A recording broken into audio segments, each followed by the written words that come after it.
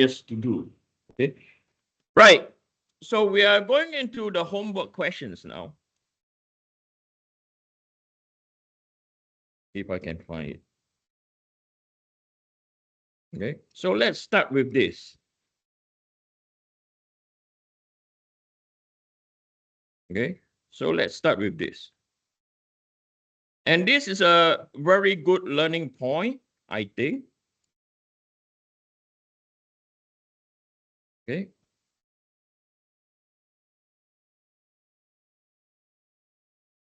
So we are given a force that's 6 kilopounds is applied to a machine element AB, knowing that the uniform thickness of the element is 0.8 inches. Determine the normal stresses at point A, point B, and point C.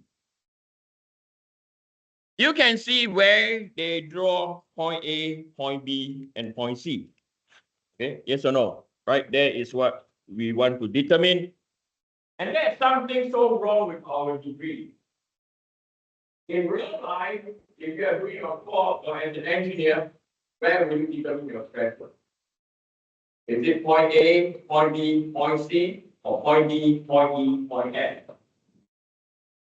It will fail at capital letter B. Okay, that's why we're not training you for the real world. If we make you solve something like this, okay, wanting you to learn the principle, what we're trying to do. Okay, so we have determined at point A, point B, point C. Okay, so from here, first thing that we're going to do is we are going to do our transformation. So the transformation we are going to declare. Okay, we're going to sketch our transformation. This is our point X. This is our point Y. Rotation about Z. Okay. So the first thing we're going to do, I'm going to write in green. Number one, when I put star or write this way, that's the procedure. Locate the neutral, or not locate, sketch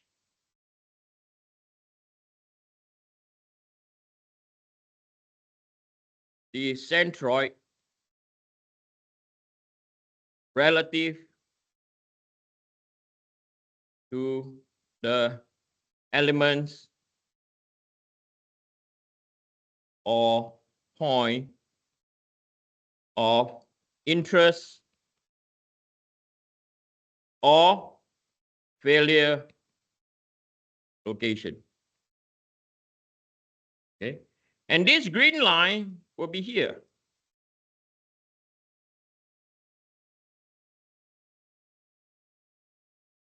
Okay, relative to what?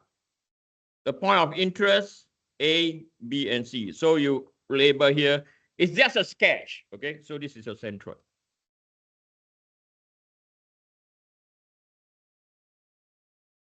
Okay, so now you have two forces. Now you have to break the forces down in two components. Okay, so the first force that we have over here. Okay, so this is your 6 times 10 to the power 3 cos 35. Okay, so 6 calculator.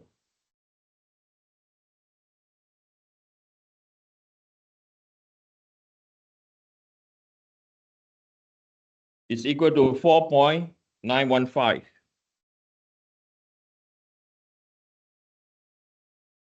Times 10 to the power 3 pounds. Okay, then you determine the next one. Okay, so this is 6 times 10 to the power 3, and this will be sine 35.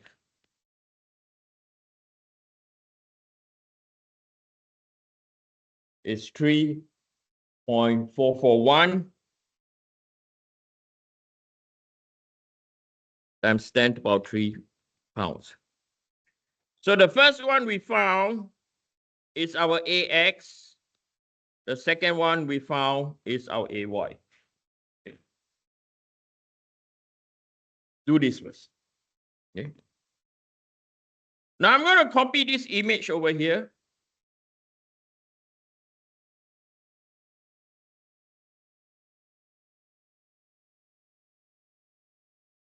And paste over here because we're going to relate one to the other. Okay. So on the smaller image, don't write anything. Just look at the board. Okay. I don't want you to miss out on anything. You can copy later on. The notes are available online. Okay. I want you to watch this. If we have a P over here, and this P that I highlight in yellow is parallel to your what? To your centroid. When that's the case, it's going to be your what? Axial load. So what I'm trying to tell you is this.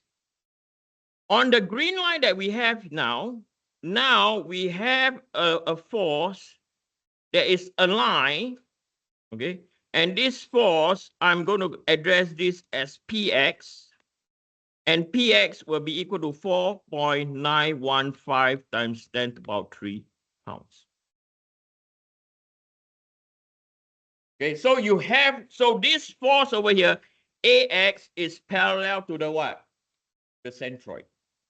Okay, so we will write down now, right? Px will be equal to 4.915 times 10 to the power 3 pounds. And it's pulling away, so it's going to be in what? Tensile.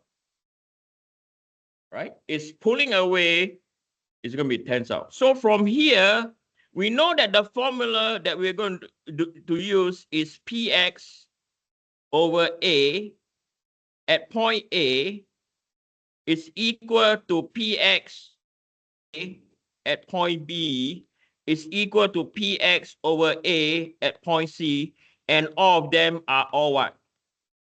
Positive. This is where you do your analysis. Are we clear? Okay.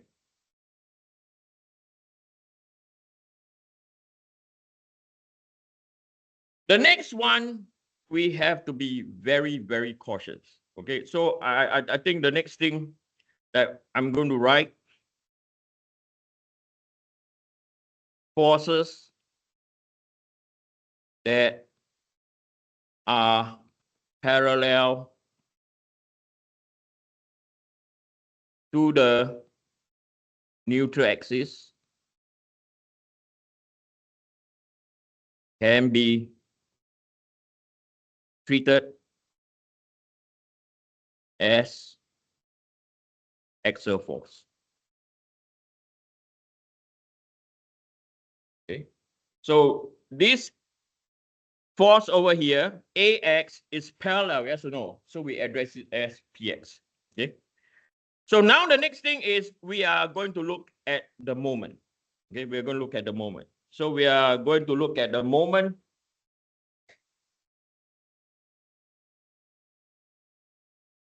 Now, moment is equal to what? What is moment equal to? Force multiplied by what?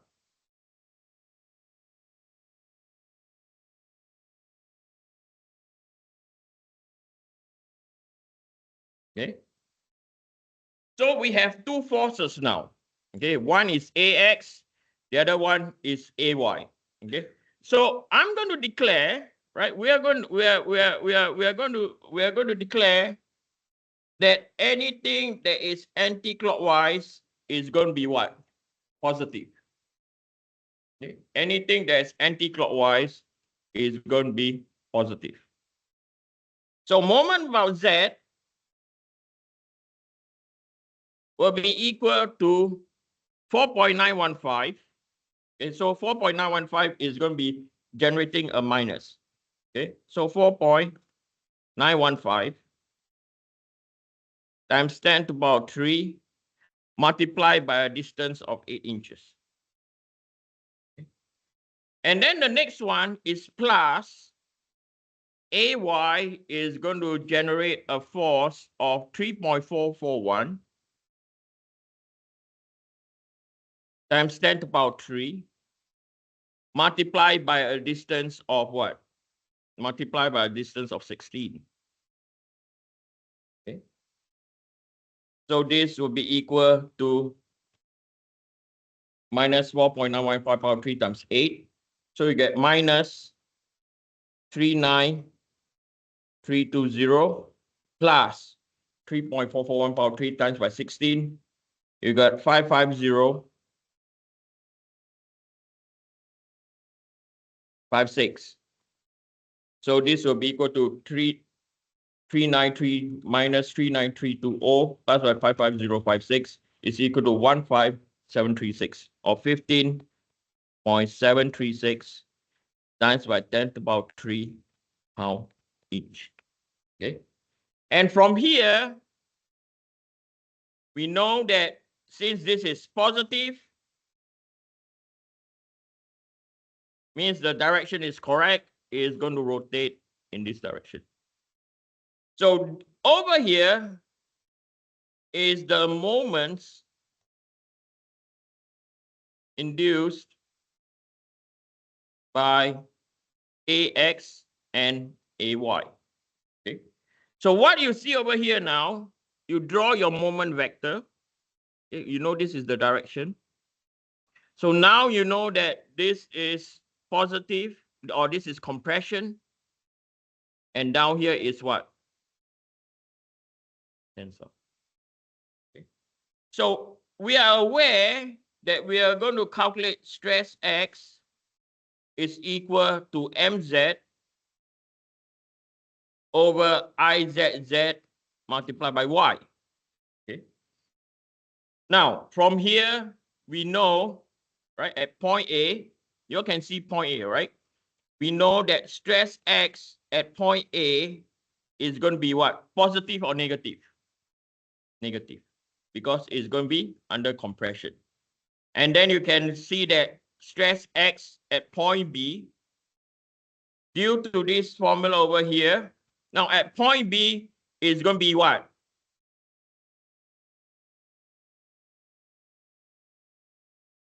Zero. Okay, based on this formula over here, focus on this formula over here. Okay, focus on this formula over here. And stress X at point C is going to be what? Point C is below, and this is tensile. Due to the bending moment equation, is going to be positive. This is where we do our analysis. Are we clear? Okay, now,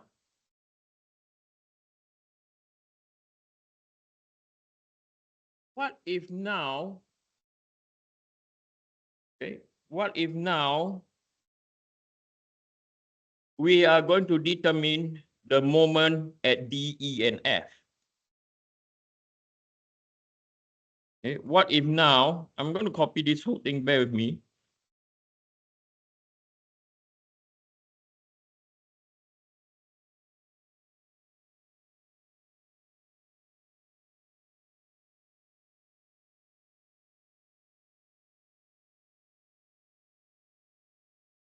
What if now we want to determine what is going on in D, E, and F? Right? So we are aware Px will not change. Px will still be equal to what? 4.915 times 10 to the power 3 pounds. It will not change at all. Okay, and I'm going to get rid of this. Now we are going to focus at point. Let me write this out or not. There's no continuity.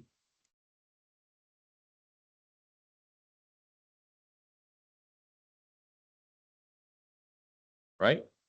So now when we take moment, for point D, E, and F, so we will have clockwise, so minus 4.915 times 10 to the power 3. This is still multiplied by 8. And then the next one, we're going to plus, because it's going in anti-clockwise, is 3.441 times 10 to the power 3 multiplied by a distance of 8 now. So the outcome of this is minus 4.915 power 3 times 8. So you get minus 39320, okay, plus 3.441 power 3 times 8, 27528. So what we have now is 39320 minus 39320 plus by 27528. So now we have minus 11,792 and it's in pound inch. Okay, so what this means, we have 11,792, we change it to positive, we have to change the direction. So at B, D, E, and F, your moment is in this direction. And this is where you have your compression, and this is where you have your tensor.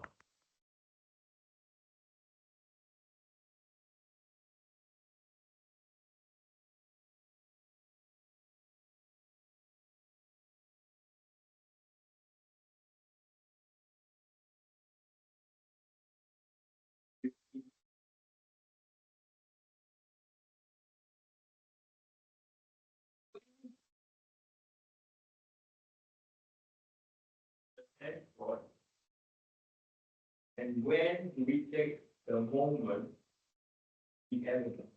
Can you see two things? Yes or no? If I want you to focus on AX now. Okay.